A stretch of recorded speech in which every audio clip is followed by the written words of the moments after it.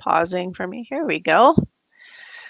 Here we are. Beautiful spring day. Guess what I saw this morning? Grass.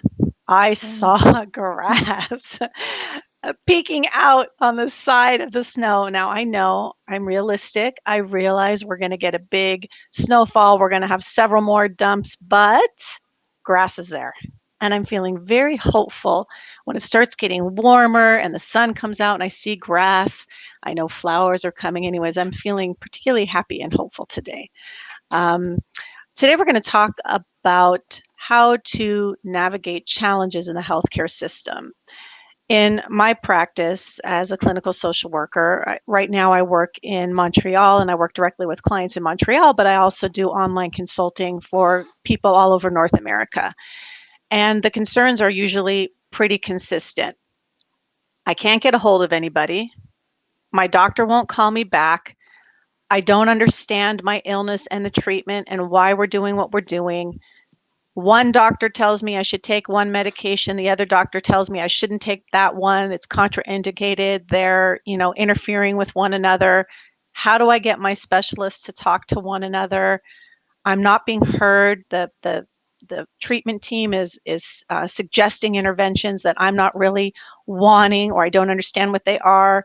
The healthcare system can be very complex, very hard to navigate, confusing. And for people who have more than one health problem, it becomes even more complicated because you have different physicians and different specialists. And it's hard to kind of like organize it all and keep track and understand what you're doing and navigate that system. So today we have an expert on, and we're going to talk about how to advocate and navigate the system. I'm so happy to have you on. I have Dr. Annette Torcas. Hi, Annette. Hi, good morning.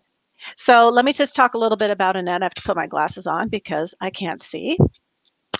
Annette is a medical doctor. She's an MD, and she's also a board certified patient advocate. And we'll talk more about what exactly that means in a minute. This is so super interesting. I also am going to ask you about this. She has her bachelor's in zoology and psychology. So she's That laughing, doesn't but come up often. it's super interesting. I have a question about that.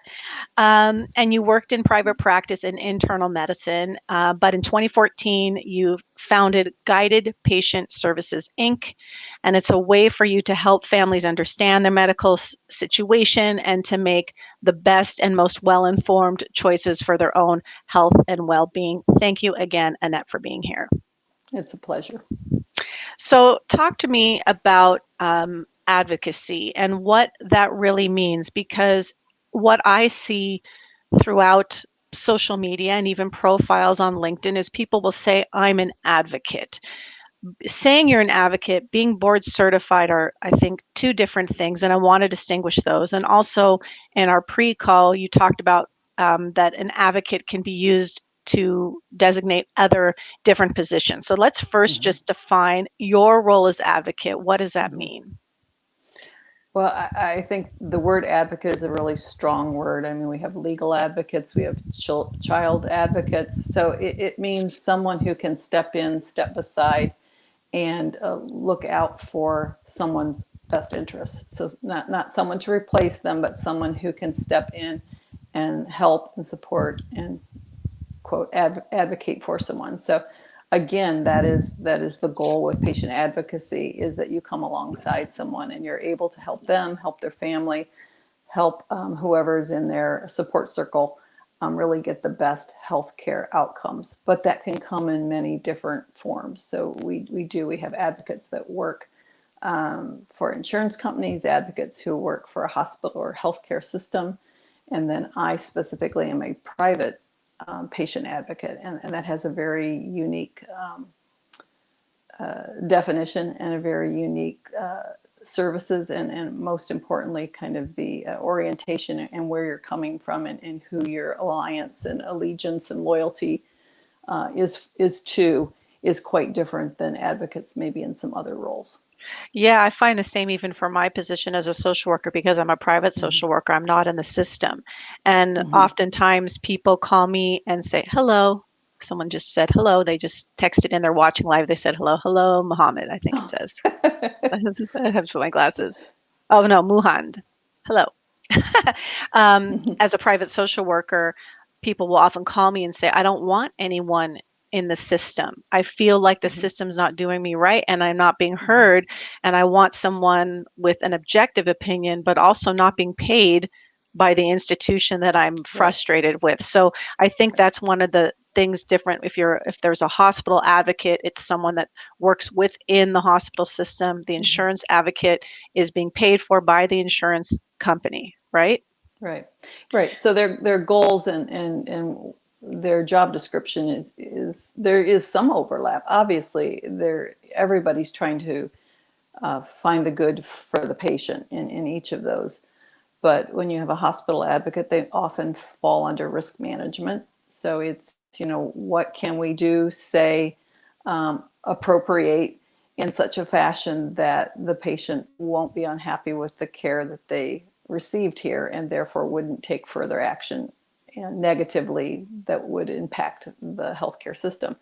And when you have someone who's in insurance, an insurance company is a business, it's an entity there to make a profit.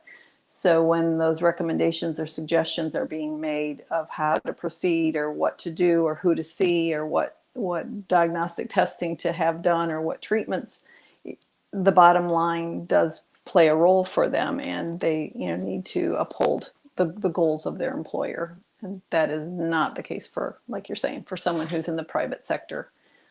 Yeah. The client's my boss. And there are some times when I see people refer to themselves as an advocate, but I don't see that they've necessarily had any formalized training. So Mm-hmm. distinguish for me, board certified patient advocate. What's the difference in terms of your training and achieving that designation versus Mm-hmm. someone who says, I can help you advocate in the system, but may Mm-hmm. not have that certification behind them? Mm-hmm. Well, there are several national organizations that recognize people who are health advocates, health navigators, patient advocates, patient navigators. There's a lot of overlap in that terminology. But, it was basically started by folks who came from all different walks of life who found advocating as their, passion. So they could be Mm. social workers, they could be nurses, they could be physicians.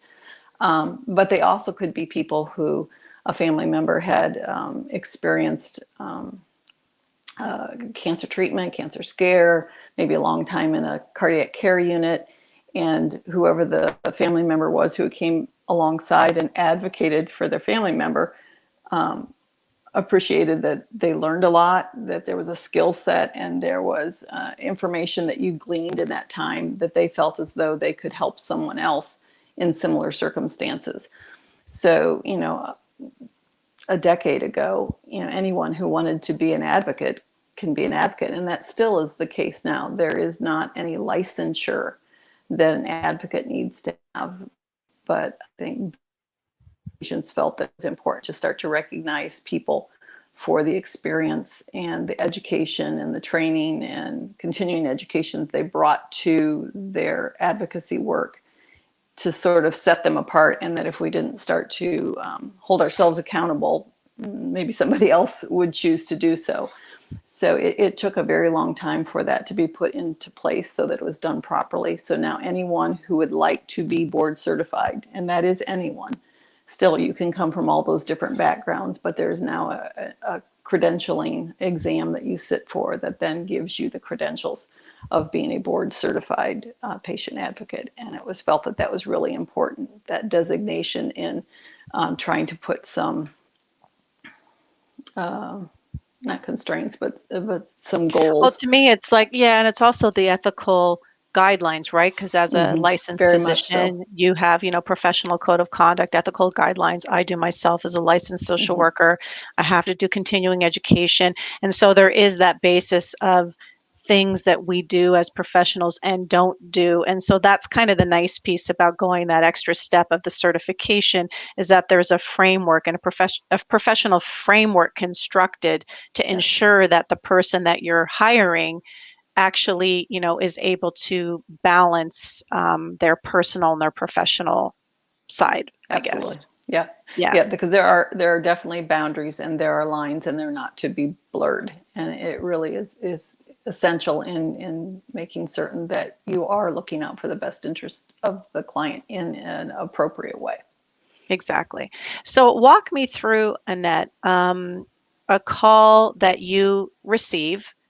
I know that you mentioned again in our pre-call that right now you've been super busy with COVID, and you can use Hmm. that as an example as if you Hmm. want. But I want to understand when the phone rings and you say, "Hello, this is Dr. Torcas," or whatever it is you Hmm. say. Hmm. Hmm. What is? Walk me through a file or a case where Right. this is what the person says, and what do you do? How do you help them? Um, the primary goal of that first call is to listen. So I would say half the calls I get, I will listen, but there won't be services. I either be able to give them a resource, give them a phone number, give them a small nugget of advice, tell them how to get in touch with the hospital advocate, because that's who they really wanted. But for those, I very quickly can discern who I can help and how I can help them. But that comes by them sharing where they're at. So often they will call and say, "What can you do for me?" And I said, for me, especially with my medical background, the places that I can meet people is so diverse that it really is essential that I figure out where they're at so that I can then share with them how and where I can meet them, and what value they might find in that. So a phone call with me is usually, if sometimes you don't have to ask. Sometimes they're like, "I need to tell you about my situation," and so usually very quickly someone you will hear what the issues are. And I got a 2-line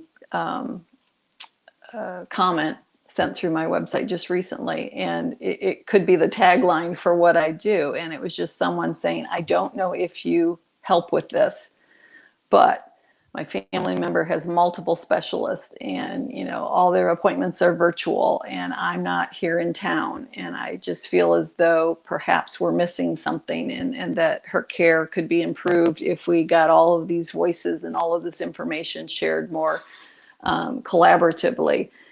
Do you do that?" Well, that's kind of the essence. You extrapolate it out, but that's the essence of what I do, is take all this communication and organize it and facilitate better communication amongst all the folks who are caring for someone, or amongst the family members if it's a health crisis. So that I guess what I'm saying is it comes down to communication, and it's very often, 95% of the time, that's what the phone call's about. There may Okay. or may not, they may or may not be getting good care. They don't know because they don't have the information they need Yeah. to make that So decision. So you really end up in a lot of ways. I use this when I talk about the concept of team caregiving, is that the head coach is the patient, him or herself, who says, "This is exactly what I need. This is what I want. These are my goals. I may not know how to execute that plan, but this is what a touchdown is to me." That's what the head coach says. Mm-hmm. And then I always like to say that then the coordinators, the offense and defense coordinators, are the family members. And then Mm-hmm. we go down to the quarterback and all the players. So it's kind of like you're that quarterback, working together with all the team players, getting everyone to communicate and move effectively in one direction or another to reach that Mm-hmm. stated goal of whatever it was that patient says. Would that accurately reflect? You're kind of like the center point of then collecting all the dots, connecting all the dots, and Yeah, getting people to okay. it does feel often like a wheel. I feel like there are lots of spokes, and especially in healthcare, they're going off in all sorts of directions, and they could go off in even more directions than most clients realize. In fact, that's another adage. I mean, most folks come to me because they realize they don't know what they don't know. And that's a very sobering thing, especially in healthcare. I mean, it's not like, something trivial. This is something, could be life or death. And they come to me, the ones who find a patient advocate, they, we don't, we realize we know this, but we realize there's a lot more that we don't know. And that's not a place that we want to make decisions from, not having all the information. So because all that information is out the spokes and in this wheel, I'm trying to bring all that information back into the center where the patient or the client should be. I mean, everybody's using the patient-centered care. It only can be patient-centered care if all of that information is flowing back Yeah. to the patient, back to the client. And then they have to be able to understand that and digest it and know what appropriate options and opportunities there are, and that so rarely is happening in an imperfect situation. COVID has made it Yeah. incredibly more discouraging or Challenging. challenging. Yeah. Hmm. Before we get into COVID, I just want to, because in the beginning when I was talking about your background, I talked about this bachelor's you have in zoology and psychology. So, Hmm. in your role of gathering all of the information that's out there, helping people get informed of what they don't know, right? You don't know what you don't know, and helping people get that Hmm. information and everybody communicate. Do you also look at things, I'm just guessing, in a much more holistic way than a typical physician would, MD, very scientific, curative model? Because Hmm. zoology and psychology, clearly you're seeing the whole self and the multi layers of a person, their emotional functioning, psychological, spiritual, those Hmm. interactions. That's my assumption based on those that your bachelor's degree studies. Is that accurate? And do you look at things in a bigger picture? Well, I did expect today to be revealing for me, but I never really thought about that. I mean, Mm. the, yes, all of those. That's probably why I was interested in those things. But I find that what I do, some of the biggest tools in my toolbox are organizational skills, which I think I'm very effective at remaining organized, multitasking because things are headed in a million different directions for multiple clients all at the same time. Yeah.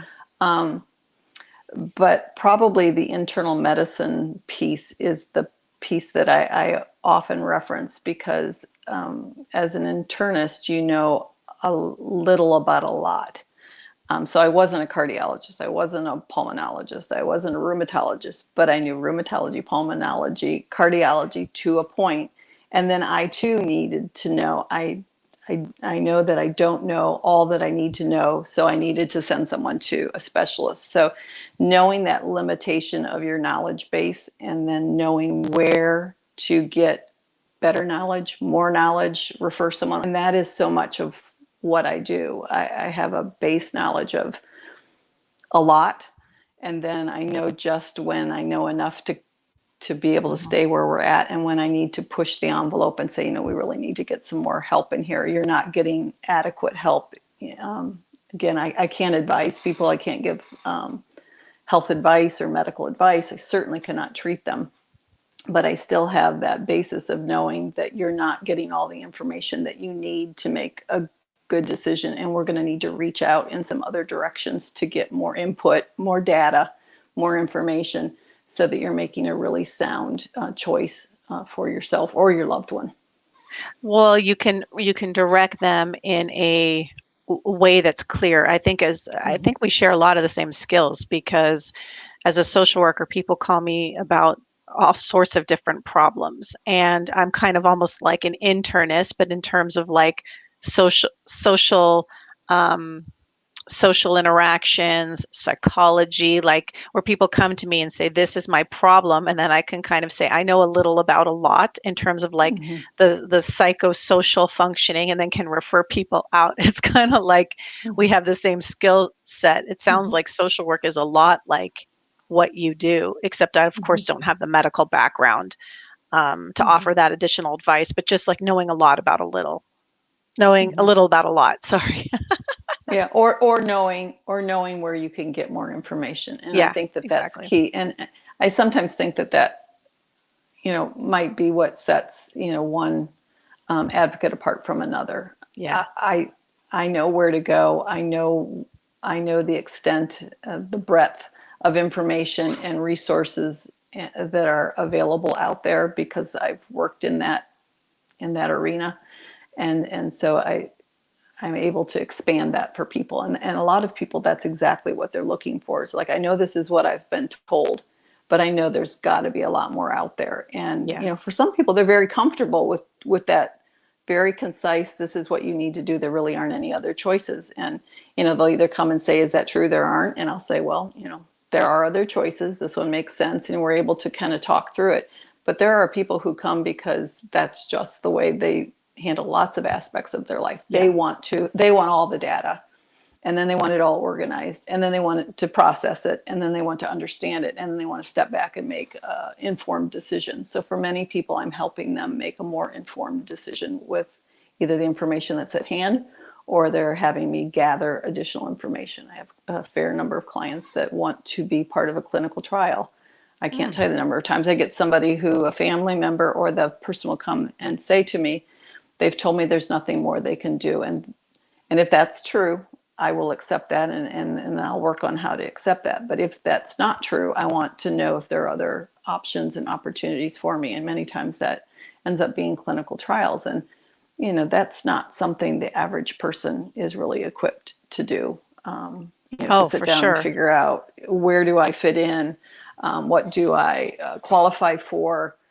Is this, reputable, and being able to look at what research papers have come back on, maybe it being used in another situation. So again, I think that takes a certain kind of scientifically didactic-minded person to be able to help.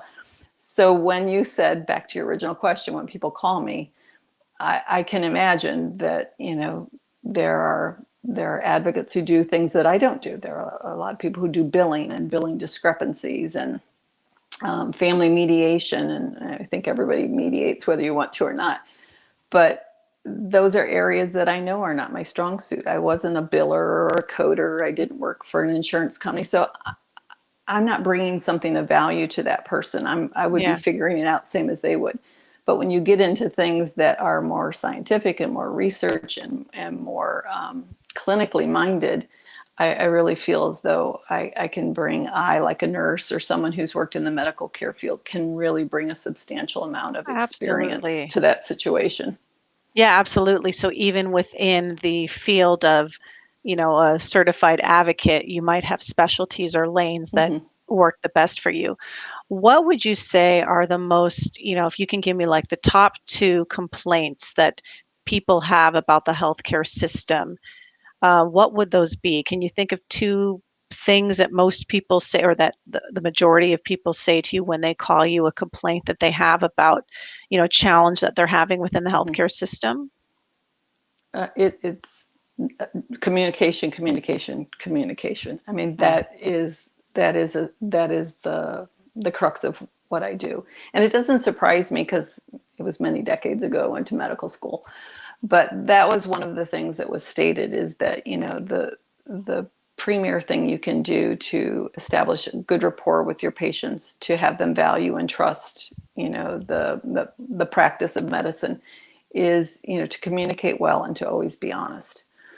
And that still holds true, because of most of the concerns that I have brought to me of people wanting assistance.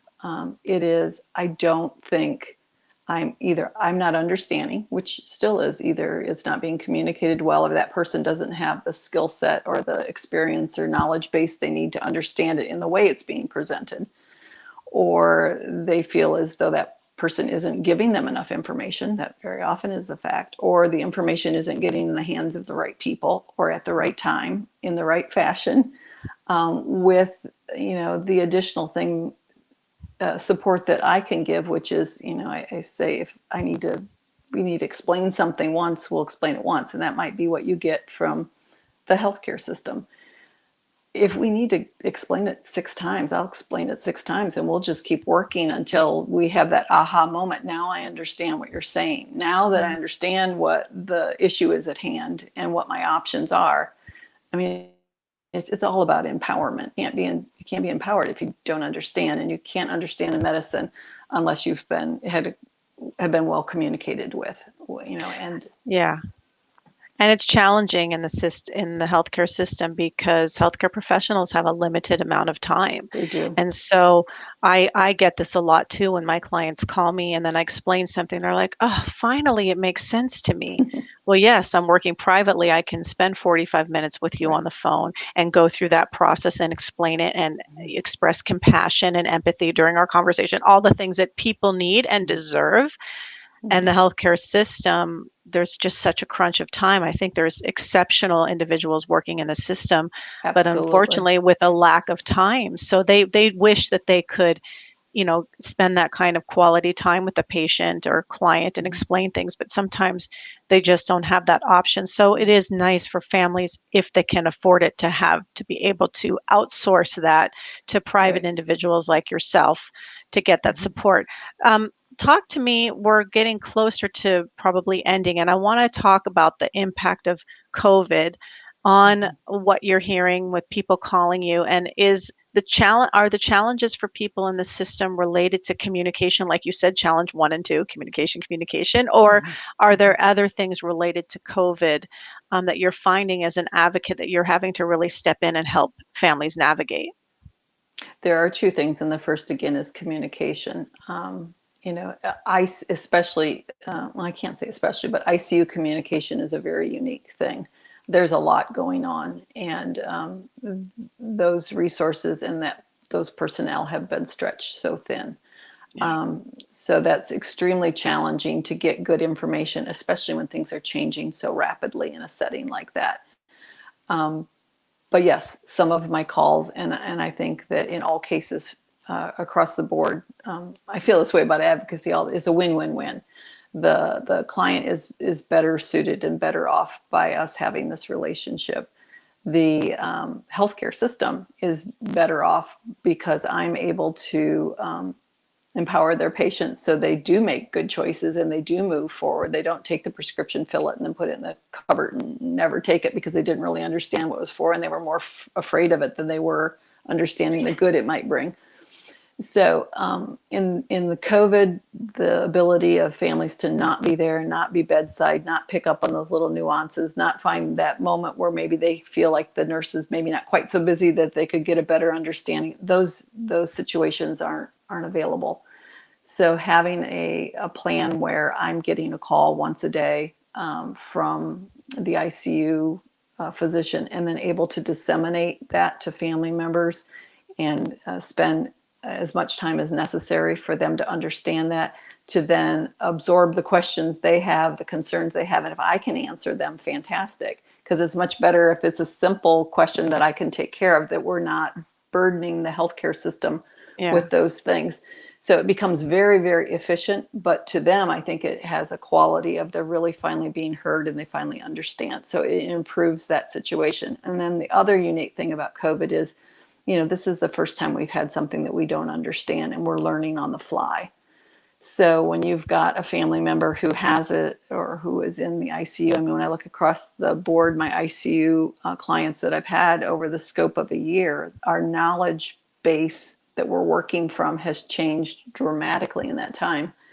So you've got family trying to, they're Googling, they're on Facebook groups with other COVID families, and, every rock was being looked under for a cure or a treatment that might improve. And they're wanting to know, is this something my family members should have? Is this something I should tell my doctors to look into? So being able to work as a filtering agent for them and work through it and help them research it and understand things that we've never done before. I mean, I think one of the big things is, explain to a family that their loved one is prone. They didn't, and why would you do that? And I'm certain the physicians would love to take 10 minutes and explain the value in that. But being able to help them understand, this is something we found. It's being done, across the world. We're hoping that it will do the same thing for your loved one. And just kind of virtually hand-holding through a very tumultuous time. So yeah, those are the two things. There's a lot of unknown and uncertainty. You can't give them statistics like you could if you had breast cancer. You could, state all the statistics that we have to date. There aren't statistics. There's no sound, anything to base a lot of what we're doing in, and then communication. Yeah. And I find that what you're talking about in terms of the efficient execution of what you can do to be fantastic. Like you're saying, you have a conversation every day with the ICU physician. That conversation might be 3 minutes where the physician is rattling off some scientific blah, blah, blah. This is what we're doing quickly. And then you can turn around and have a 45-minute discussion with the family about what that means. And I think that's wonderful because the physician can concentrate on what he or she is doing on the floor when they're completely overwhelmed. And you and the family can have peace of mind really understanding what's happening.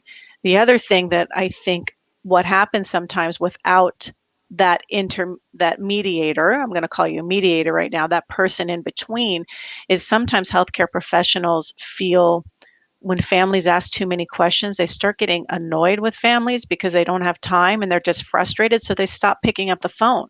They stop talking to them because they're just so frustrated and annoyed that the family's not catching on fast enough or able to execute what it is that they're suggesting quick enough. And then that just makes everything fall apart and get even worse. Absolutely. So it's really Absolutely. nice to have you as that sounding board. So how, Dr. Torcas, if people want to hire you and use you as an advocate, how do they get a hold of you?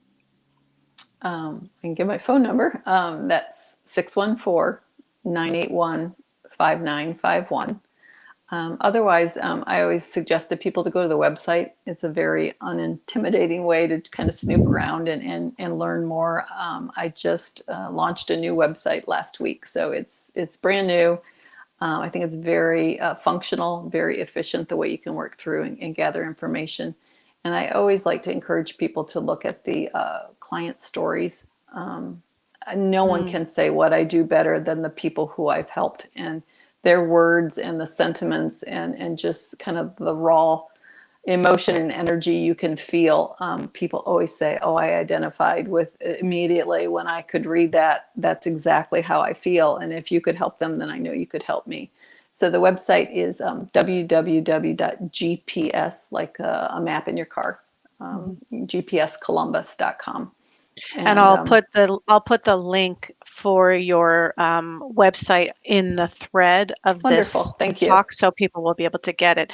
The other thing that I just want to go back to, and I should have said Mhm, this before asking you for your coordinates, but when you were saying how people can be involved in, Facebook groups and they're online searching, mhm, and I think it's wonderful that we have these tools of, the internet to be able to understand and research so many different things. There's also a level of danger in that as well from all the, misinformation, misunderstanding, thinking that something's going to apply to your situation, but it really doesn't. And I think that your role again can kind of serve to, as you said, filter and mhm, really go through all of that information that they're finding in different areas and saying, this is viable, this is viable, this is not, this is not. And then mhm, people might be able to just let it go, some of that stress of thinking there's all of these different things I should be doing, mhm, because mhm, they'll be able to have the real answer of no, this doesn't apply, or yeah, this is mhm, viable. mhm. Let's look into it. Yeah, because sometimes that is the call that I get. I just want to be sure there's nothing more I should be doing, Yeah. and that's a heavy weight to carry around for a spouse or a child or a parent, um, and the intensity of that feeling, and then what that kind of spurs them on to do on their own has become very, very toxic.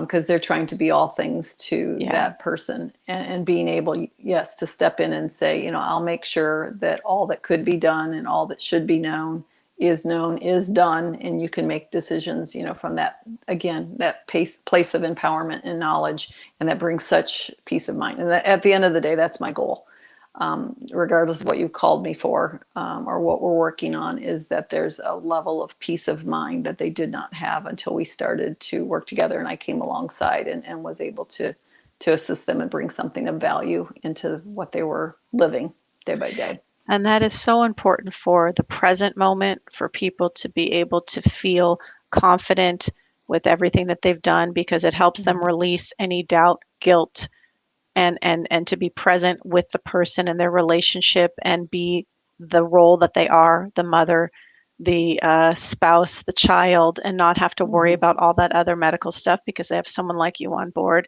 And I also think if unfortunately things don't go well, like you're saying, we're at our last hope. Where's there a clinical mhm, trial? And then if the person ends up passing away, then also the family can feel like we've really done everything we can. We really did, overturn every rock and look, and that helps so much in the recovery from, and the grief and mhm, loss process. So it's really nice the service that you provide. It's great for the patient or the client, and of course for the mhm, whole family system. And what I'm hearing you say is it also is helping to relieve some of the stress in the healthcare system as well, because you're helping to hold that family's hand in a way that healthcare professionals are limited due to just high ratios of all the tasks they have to do. Absolutely. Absolutely. It's really, I mean, it's an honor. I love what I do. I'm very passionate about what I do. I feel very, very fortunate that I get to do this part of medicine. It's the part I loved the best anyway. And now I get to do it, 7 days a week if I want.